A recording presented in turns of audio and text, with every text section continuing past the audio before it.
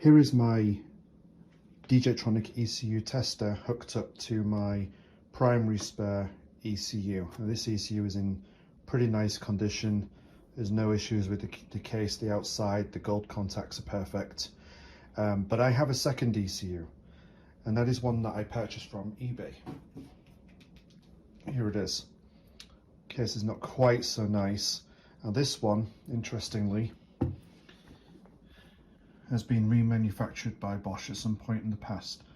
I don't know exactly when. Also, this is a 005 case for an R107, and this is a 008 case, but the circuit boards are the same inside. Now, I've noticed during my bench testing that there is a difference between these two units, and I'm going to demonstrate that now. I have my primary spare ECU connected to the tester still, and using D-Jetronic Studio we're going to connect to the tester, and what we're going to do is we're going to put this ECU through its paces a little bit. So let's start off by recording some data. We're going to look at the pulse widths of all four groups and the throttle, and we're going to put the throttle on the second y-axis. Choose a bluish colour for the y-axis. Okay, let's start by going to hard acceleration.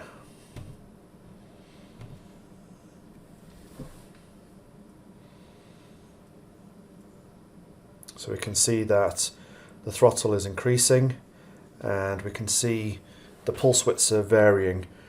They're all overload, they're all pretty close to each other, but there are some groups have a little bit of variation from the others, as you can see. Let's do this a few more times. So let's go down to 5% throttle. You can see the pulse width has dropped, and now let's go back up to 95% throttle.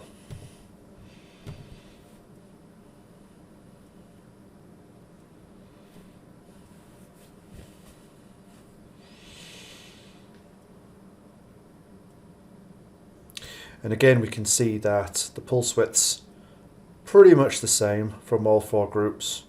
There's a little minor variations here and there. So I now have my eBay ECU connected to the tester, and I'm going to run it through the same test. So we're going to set it to hard acceleration.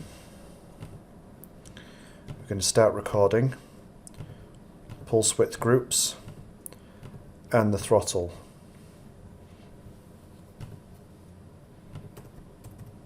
And we put the throttle on the second y-axis, the same as before.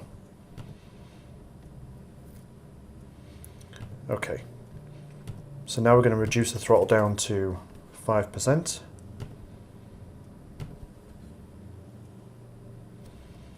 Okay, looks fine. I'm going to increase it back up to 95%. And then we can already see the problem. There is this huge spike here. It's actually off the limits, where you've got a 46 millisecond pulse width, which can't possibly be right. It's very slow. But if we try this a few more times, deceleration looks fine.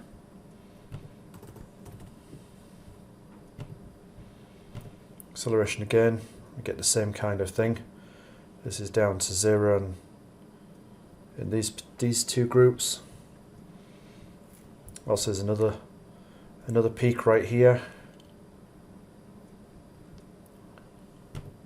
which we don't expect.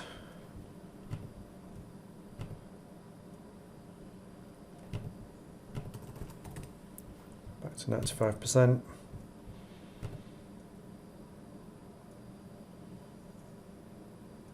Now we've got a dip, short pulse widths. This happens almost every time. So I'm not sure if this would be noticeable while using the ECU. It's very transient. We can try increasing the throttle slower to see if it still does this. So let's go back to 5%.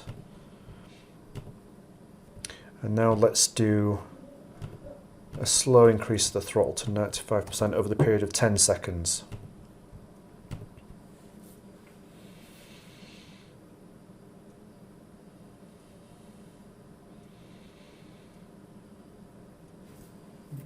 That time it's nowhere near as bad. It actually looks pretty good. Let's go back down to 5 again.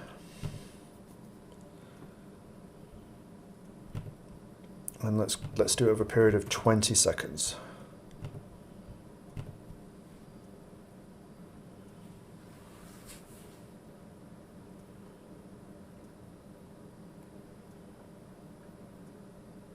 So it does only seem to be happening under hard acceleration. I'm not sure what the difference is between this eBay ECU and my primary spare, but there definitely is a performance difference between the two. And like I said, I don't know if it would be noticeable during operation.